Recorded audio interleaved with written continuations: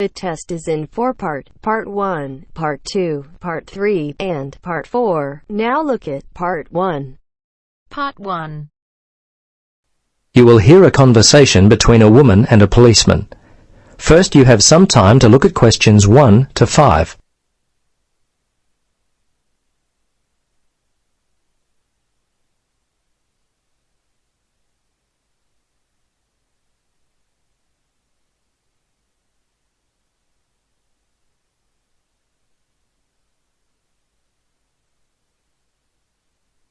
Now, listen carefully and answer questions 1 to 5. Hello, Sergeant Rhodes speaking. Can I help you? Yes, hello. I'd like to report a stolen bag. Okay, a stolen bag. We've been getting a lot of these lately.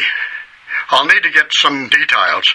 Let's see, when was the last time you had your bag? Well, about 2 hours ago. I just can't believe this has happened. I take it everywhere with me. It was given to me as a graduation present. I'm just so upset. Yes, I know. It's very frustrating. It seems like I put it down for a second, and then it was gone. Yes. Look, the good news is that most of the stolen bags in our area are found, usually without the money. So I'd be surprised if you don't get it back later. Tell me, what does the bag look like? Well, it's dark blue, cylindrical. It has 2 carry handles either side of a zipper on top. The zipper actually runs the length of the bag. It's a Vitoli bag. Okay. Are there any other identifying marks on the bag? Things that would be unique to it. Name tags, scuff marks, that kind of thing. Well, not really. There are a couple of scratches in the top left corner on one side of the bag near the handle, and I think another one in the opposite corner. Okay. Scratches on opposite corners. Now, where were you when the bag went missing? Well, I remember the time. It was 12:15. Oh, no, actually, it was a bit after that, more like 12:25, because I was supposed to meet one of my friends for lunch at 12:30. Anyway, I was standing outside the supermarket when all of a sudden a group of teenagers came walking past. They must have been heading towards the cinema. They seemed to be in a hurry and probably late for the movie, so I stepped aside to let them by. When they'd passed by, I reached down to pick up my bag, and it was gone. I see. Now, can you remember the contents of the bag? Yes, let's see, my passport and some traveler's checks. Fortunately, I was carrying my camera and I had my wallet in my pocket. They're the main valuable things. Okay. Anything else at all? Let's see. No, I think that was it. Oh, a few pens, but that's all really. As I say, nothing of real value. Okay. I'm going to have to get your details. Are you here on holiday? Yes, as a matter of fact, I am. I'm visiting from Canada. I've been here for 3 weeks already, but I'll be here for another month. Before you listen to the rest of the conversation, you have some time to look at questions 6 to 10.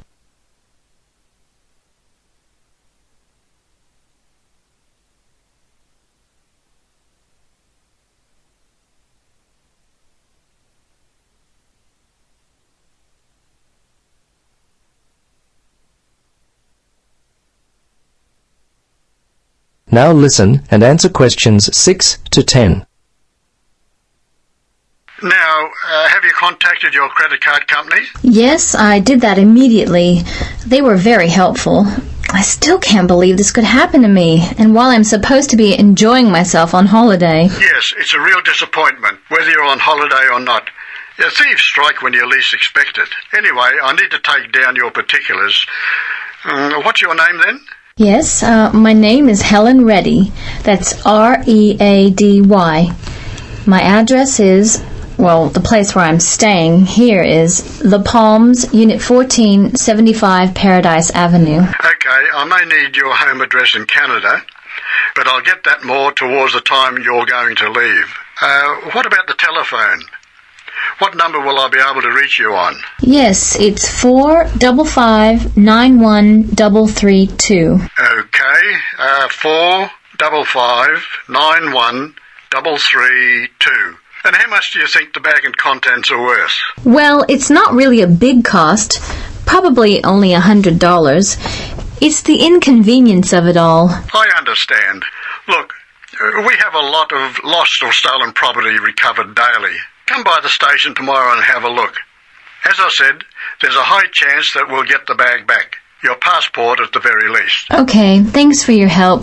See you tomorrow then. Bye. Yes, bye. That is the end of part 1. You now have half a minute to check your answers.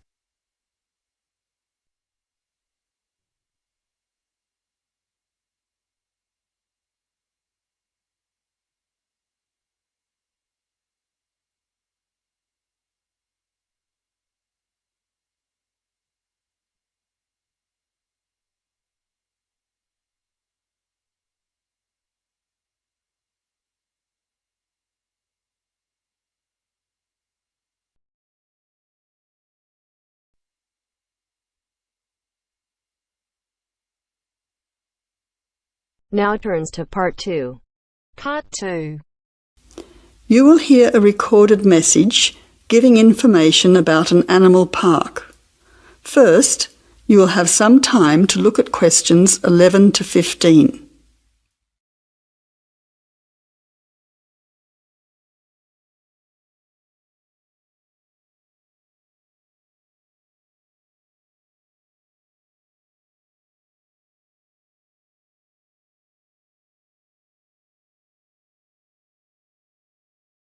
Now listen carefully to the first part of the message and answer questions 11 to 15.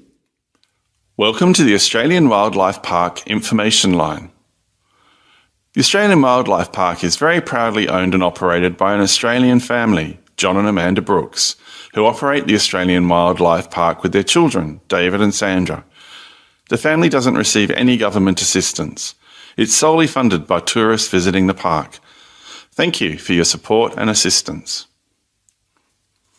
When the Brooks family purchased the Australian Wildlife Park in 1987, the park housed a small collection of animals and birds on a modest 5-acre or 2-hectare property. A few years later, the park doubled in size when the family purchased the adjoining property. Also, the collection of animals started to boom. In May 2003, the family designed and built a new park in the public open space. Once again, more than doubling in size. The park now features about 200 species with more than 2,000 head of animals, birds and reptiles. Regarding the entry fee, adults pay $23, children aged 3 to 14 pay $10, age pensioners are $17 and students are $16. One of the great things about the Australian Wildlife Park is that all of the attractions are included in the entry fee. No extra money is needed around the park, so make the most of your experience. All shows, talks, photo opportunities and animal food are included in your entry fee. In addition, the Australian Wildlife Park is open every day of the year from 9 a.m. to 5:30 p.m, except Christmas Day, 25th of December. Before the final part of the message, you now have 20 seconds to look at questions 16 to 20.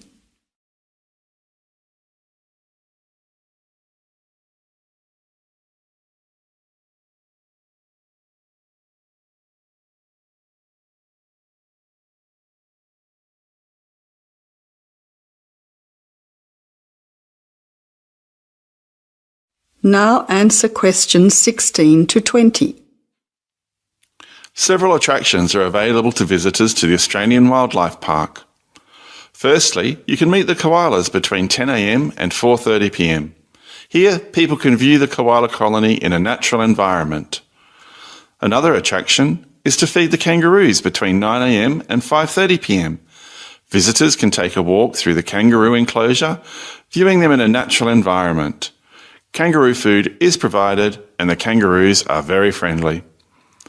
Also enjoyable are the wombats at 11 a.m. 2 p.m. and 3:45 p.m. there are interactive shows where the team is delighted to introduce you to these popular animals. Other attractions that may interest you are an interactive farmyard, suitable for children of all ages. Animal food is provided and the animals are very friendly. In addition, the working farm is where the country comes to town. Visitors can milk a cow, bottle feed a lamb, watch farm dogs gathering the sheep. All the excitement of a real Australian farm. When they ask for volunteers, be sure to put your hand up. Everyone can get involved. We at the Australian Wildlife Park hope all our visitors have an enjoyable time. See you soon. That is the end of part 2.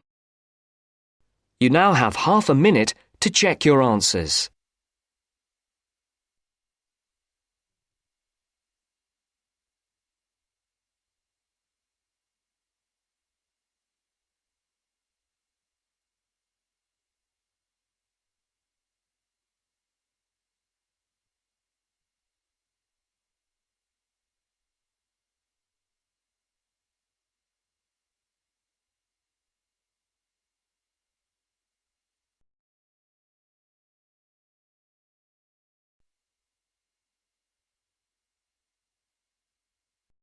Now turns to part 3.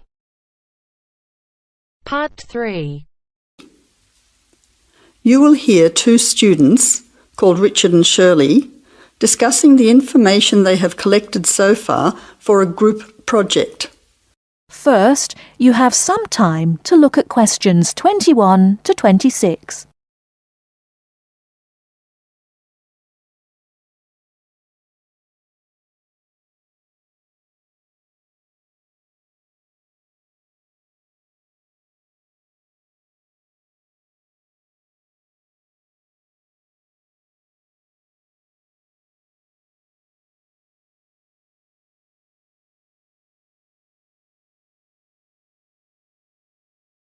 Now listen carefully and answer questions 21 to 26. Hi Shirley, glad you could meet me at the weekend to talk about the research we have to do on energy. Yes, Richard. I think it's important that we stay focused on the specific area of our research, energy consumption. Did you know that the demand for electricity is growing faster than coal, oil and gas can supply it? Yes, indeed. Coal and oil, which I discovered are also known as fossil fuels, could have disastrous effects on world climate. My research supports you. I also found out that the weather could be affected by global warming. However, a range of fuels are used around the world. Did you know that the most common fuels are the fossil fuels, with oil accounting for almost half at 45%? Coal and natural gas are equal next at 20%. With nuclear power being the lowest at 7%. Other sources of energy are also near the bottom at 8%. Before the final part of the conversation, you now have 20 seconds to look at questions 27 to 30.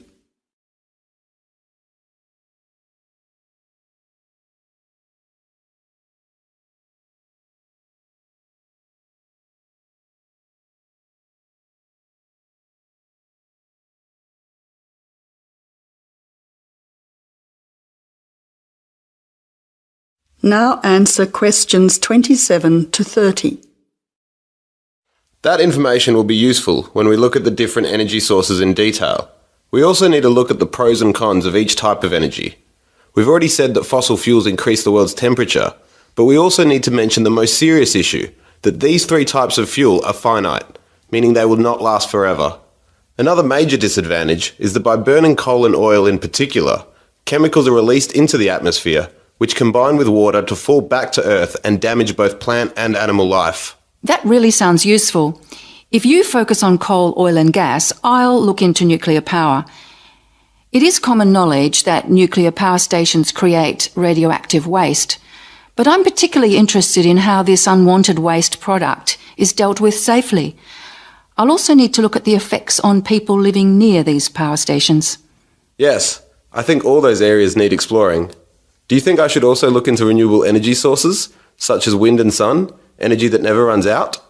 Don't you think it's an important area to consider? Yes, but I don't think I'll have enough time to look at it in enough detail. I also agree that we have enough to focus on until our next group meeting. So to finish, you could find some information on the advantages of fossil fuels, and I'll give you the facts that I have already on coal, oil and gas. We don't need to look into other energy sources because I'll get more details on the nuclear industry. That's great. See you in 2 weeks' time. That is the end of part 3. You now have half a minute to check your answers.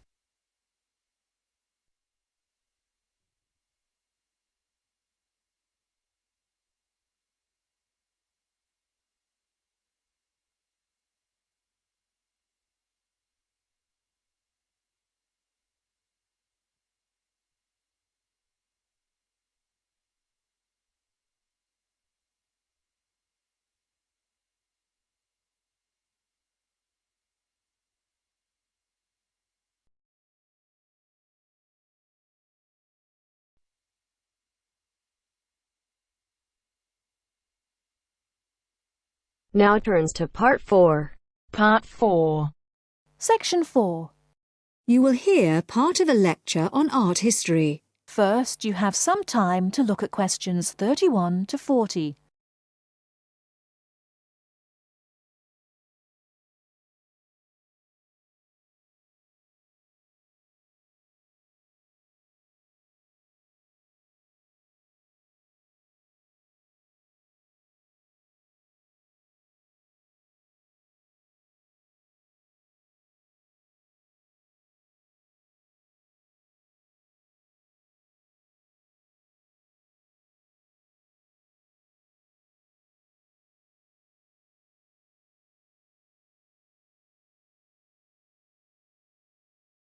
Now listen carefully and answer questions 31 to 40.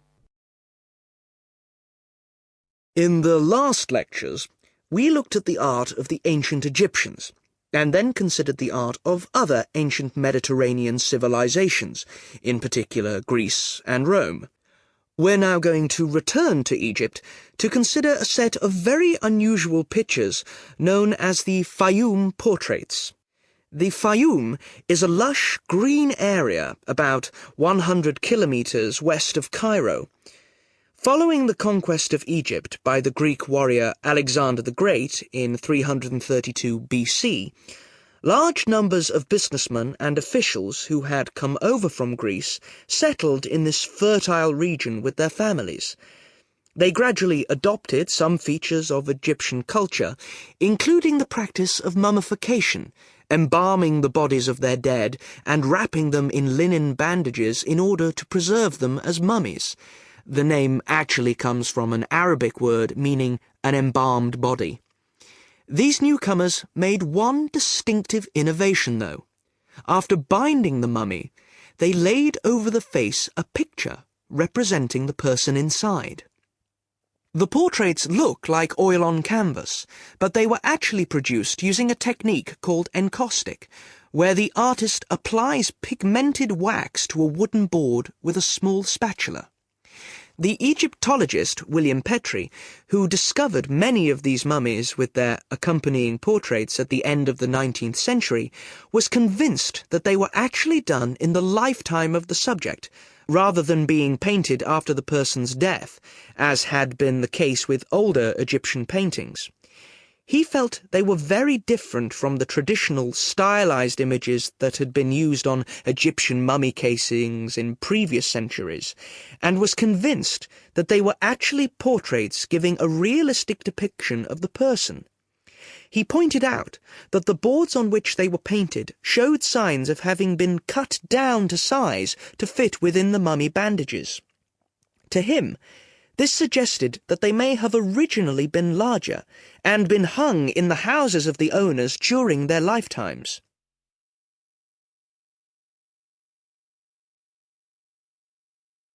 But more than a century after they came to light, nobody knew how far they were really depictions of real people, as against idealized portraits.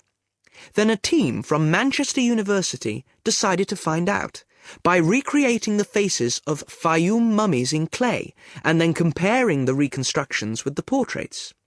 The team was provided with skulls from 2 Fayum mummies from the British Museum and given the information, based on X-rays and other evidence, that one of the mummies was of a 50-year-old man and the other was a woman in her early 20s.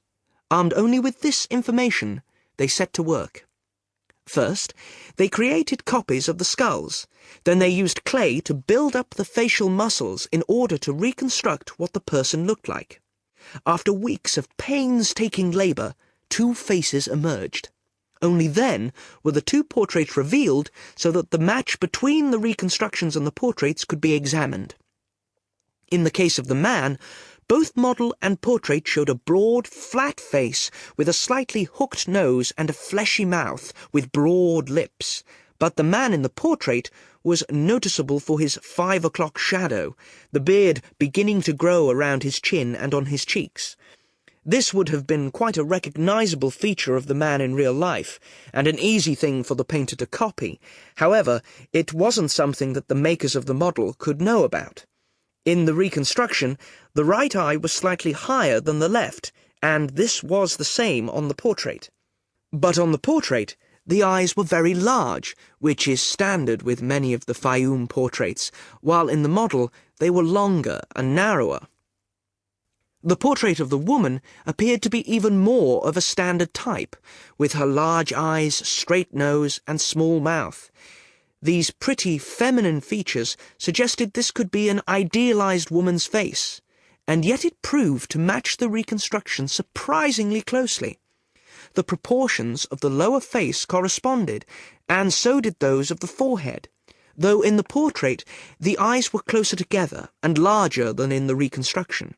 And in both cases, the head was set on a solid neck, suggesting a more powerful physique than you might have expected from these delicate features. So, overall, the similarities between the portraits and the models are too close to be accidental. The artists may have started from a standard picture, but attempts were made to modify this to reflect the characteristics of the subject, what gave the face its personal qualities. Obviously, this isn't much of a sample upon which to judge an entire genre of portraiture, but the researchers are convinced that, on the whole, the artists aimed to represent their subjects as they appeared in real life, whether this was flattering to them or not.